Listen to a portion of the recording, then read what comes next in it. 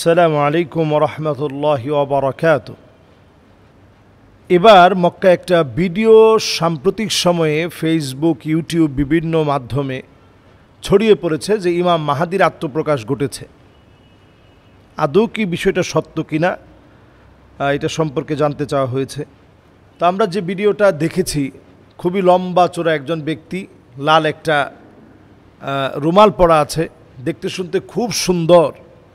তো উনাকেই ইমাম মাহাদি বলা হচ্ছে। যুগে যুগে বহুবারই ইমাম মাহাদি আলাইহিস সালাতু ওয়াস সালাম আত্মপ্রকাশ করেছে, এটা অনেকেই বলেছে। এবং নিজেকে ইমাম মাহাদি দাবি করা, ইমাম মাহাদির তো শেষ নেই। সৌদি আরবে একবার ইমাম মাহাদি দাবি করা হয়েছে, সবশেষে গুলি চালানোর আগ পর্যন্ত সবাই মনে করেছে ইনি ইমাম মাহাদি। তো সৌদি গভর্নমেন্ট একটু দেরি করেছে গুলি চালাতে, কারণ যেহেতু ওমান দাখালাহু কানা আমিনা, এই জায়গায় যে প্রবেশ করবে সে তো নিরাপত্তার চাদরে বেষ্টিত হবে। এই জন্য এখান থেকে অনেক কৌশলে গরম পানিটানি মেরে, গরম পানিটানি দিয়ে তারপরে তাকে বাহিরে বের করা হয়েছে। ওইখানে যখন গুলি চালানো হয়েছে তখন সবাই বুঝছে যে ইমাম মাহাদি তো গুলি চালাইলে মরবে না, জমিন তার ওই শত্রুকে গিলে খেয়ে ফেলবে। কই এখানে তো গিলে টিলে কেউ খাইল না।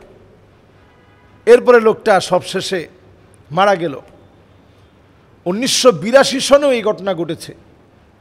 নতুন করে এই বছরে এই ভিডিওটি ফেসবুকে রিলস আকারে অনেক ছড়িয়ে পড়েছে যে এবার নাকি ইমাম মাহাদির আত্মপ্রকাশ ঘটেছে।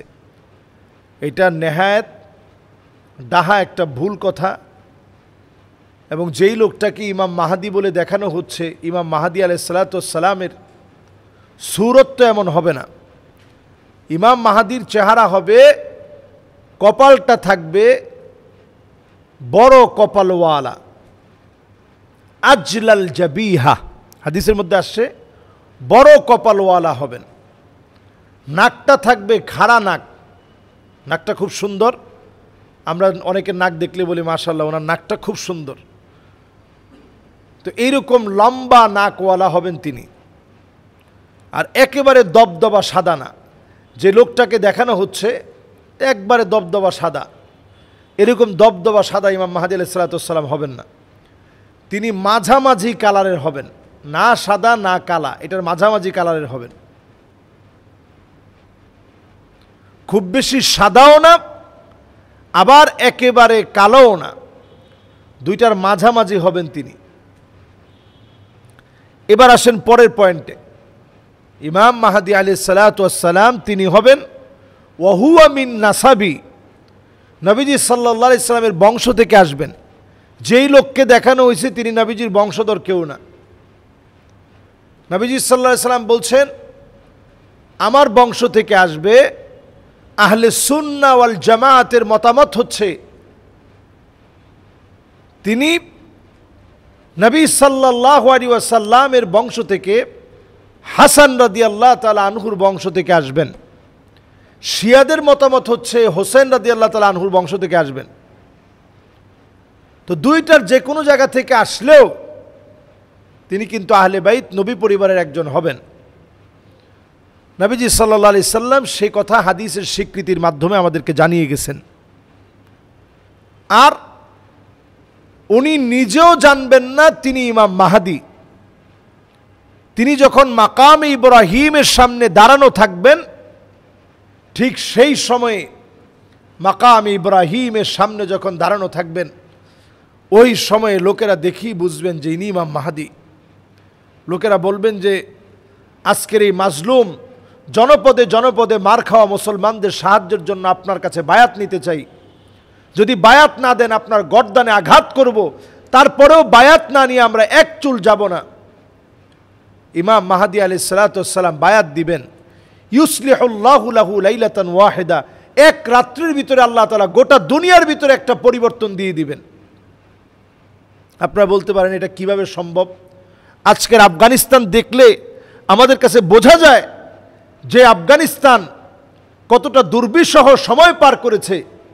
আল্লাহ তাআলা আজকে কোথায় তাদেরকে উঠিয়ে দিয়েছেন, তাদের মুদ্রার অবস্থান কোথায়, তাদের এক একটা পানীয়, বিভিন্ন কোলা যখন তারা বাজারে ছেড়েছে, পামির কোলা সহ প্রত্যেকটা প্রোডাক্ট সারা দুনিয়াতে এখন চাহিদা বেড়ে গেছে। তো আল্লাহ রাব্বুল আলামিন আফগানিস্তানকে ঠিক কোথায় ছিল, কোন জায়গায় আল্লাহ রাব্বুল আলামিন নিয়ে গিয়েছেন, এগুলো সব হচ্ছে আল্লাহ রাব্বুল আলামিনের ফয়সালা, এগুলো সব হচ্ছে মাওলায়ে করিমের ফয়সালা। আল্লাহ রাব্বুল আলামিন চাইলেই এই সমস্ত সমাধান আল্লাহ তাআলা দিতে পারেন, যখন যাকে মনে চায় তাকে দিয়ে আল্লাহ তাআলা শক্তিশালী করতে পারেন। ইমাম মাহদী আলাইহিস সালাতু ওয়াস সালামকে দিয়ে আল্লাহ তাআলা মুসলিম বিশ্বের ইতিহাসকে আল্লাহ তাআলা পাল্টে দিবেন। মাজলুম মুসলমানদেরকে ঐক্যবদ্ধ করে আল্লাহ তাআলা নেতৃত্বের জায়গায় মুসলমানদেরকে বসাবেন। এক রাত্রির ভিতরে আল্লাহ তাআলা একটা পরিবর্তন দিবেন। শুধু তাই না, পরিবর্তনটা এমন হবে, জায়গায় জায়গায় মুসলমানদের বিজয় এমনভাবে আসবে, এই বিজয় কেউ ঠেকাতে পারবে না। এর 6 কিংবা 7 বছর পরে দাজ্জাল এই পৃথিবীতে আসবে। এখন দাজ্জাল আসার জন্য পুরোপুরি প্রস্তুত। বর্তমানে খাজারিয়ান যারা আছে, যারা সারা ওয়ার্ল্ডকে নিয়ন্ত্রণ করে, সারা ওয়ার্ল্ডের সমস্ত নিয়ন্ত্রক যারা, বিভিন্ন ধর্মাবলম্বীর বড় বড় যারা আছে, এরা সব মিলে দাজ্জালের অপেক্ষার প্রহর গুনছে, দাজ্জালের অপেক্ষার প্রহর গুনছে শুধু মুসলমানদেরকে চিরতরে শেষ করে দেওয়ার জন্যে। আর আল্লাহ রাব্বুল আলামিন দাজ্জালকে পাঠিয়ে দিয়েই তাদেরকে চিরতরে নিঃশেষ করবেন, মুসলমানদেরকে আল্লাহ রাব্বুল আলামিন চূড়ান্তভাবে বিজয়ী করবেন। সুতরাং আল্লাহ রাব্বুল আলামিন আমাদেরকে সতর্কতার সাথে কথা বলার, আজগবি বিষয়ে বিশ্বাস না করে জেনে শুনে তথ্যভিত্তিক, অথেন্টিক, নির্ভরযোগ্য কথা বলার, এবং ইমাম মাহদী আলাইহিস সালাতু ওয়াস সালামের নামে বিভ্রান্তিকর বিভিন্ন কথা বলে কেউ মনে করতেছে পাকিস্তানের মোহাম্মদ বিন কাসেম তিনিই ইমাম মাহদী, আবার কেউ কেউ মনে করতেছে আমাদের বাংলাদেশে নাটোরে আছেন,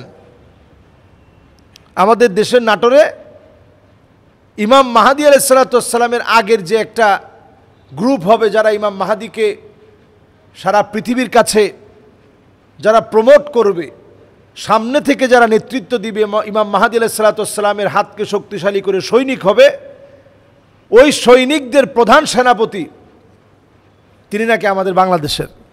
আবার বাংলাদেশের লোকও ইমাম মাহদী নিজেকে দাবি করেছে যে সৌদি আরবের জেলে এখন আছে। তাহলে আপনি চিন্তা করেন, যুগে যুগে এরকম হটকারিতা হবে, এই সময়ে নিজেদের ঈমান বাঁচিয়ে রাখা এটাই সবচেয়ে বড় চ্যালেঞ্জিং। আর আমাদের কাজ হচ্ছে জমিনে দিন কায়েম করা। এই পথের সাথে আপনি লেগে থাকেন। আপনি যদি ইমাম মাহদী আলাইহিস সালাতু ওয়াস সালামকে নাও পান, আল্লাহ রাব্বুল আলামিন বিজয়ী হলে যে পরিমাণ সওয়াব হতো সমপরিমাণ সওয়াব আমাদেরকে দান করবেন। আল্লাহ তাআলা আমাদেরকে তৌফিক দান করুক। আসসালামু আলাইকুম ওয়া রাহমাতুল্লাহি ওয়া বারাকাতুহু।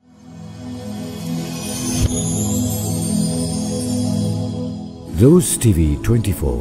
Enjoy by listening to the Holy Quran.